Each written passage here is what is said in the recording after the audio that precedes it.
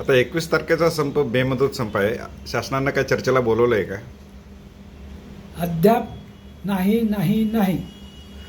अहो, गेले 15 महिने फक्त आम्ही मुख्यमंत्र्यांचं दुरून दर्शन घेतो. निवेदन घेऊन जाणे, त्या पी एना भेटणे, पी ए गोड गोड आश्वासन त्यांनी देणं, हाच प्रकार गेले 15 महिने चालू आहे. किती आंदोलने केली गेल्या 15 महिन्यामध्ये? अहो, तमाम 7 आंदोलनं आम्ही छेडली. 7 आंदोलनं करून शासनाचा लक्षवेध करण्याचा प्रयत्न केला.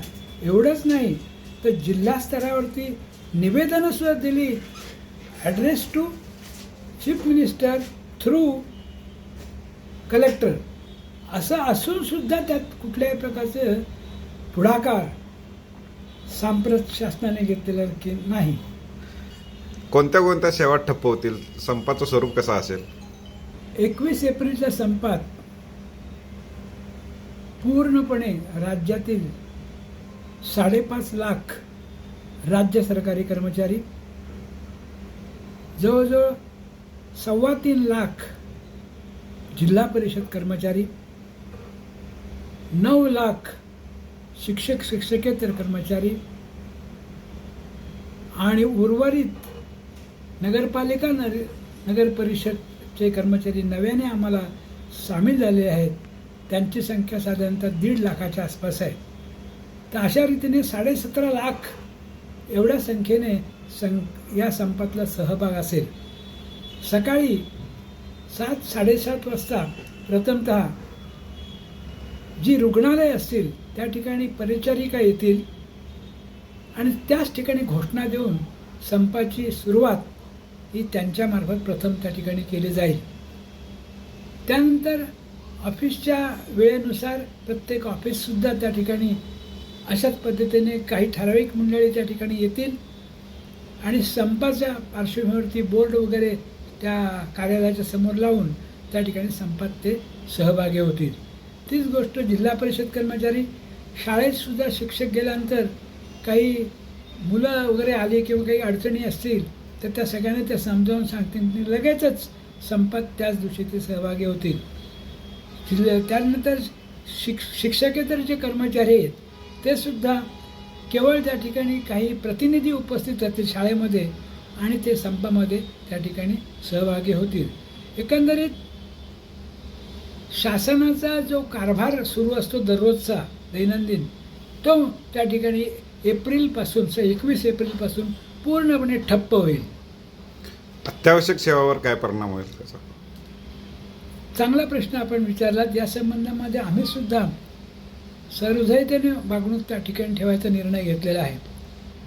आमच्या ज्या नर्सेस आहेत त्यातला एक गट, काही जणांचा, ठराविक जणांचा त्या ठिकाणी गट असेल आणि अत्यावश्यक सेवेमधले जे इमर्जन्सी पेशंट असतील त्यांच्या संबंधामध्ये सेवा त्या ठिकाणी मिळावी या हेतूने आम्ही त्या ठिकाणी तशा प्रकारचे अरेंजमेंट करणार आहोत.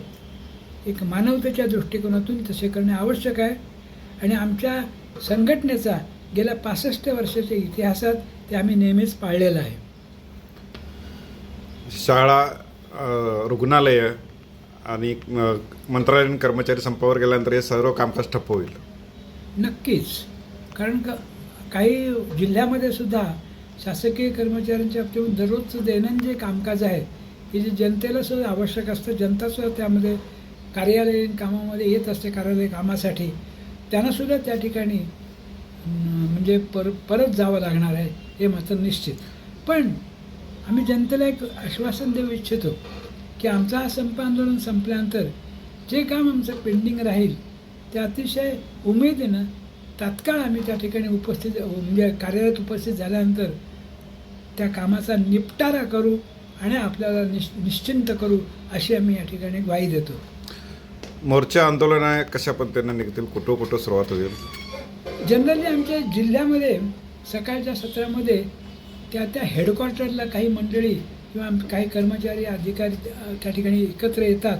शिक्षक शिक्षकेतर म्हणजे एकत्र येतात, घोषणा वगैरे देतात. तिथून ते साधारणतः जिल्हाधिकाऱ्यांपर्यंत कार्यालयापर्यंत मोर्चा काढतात.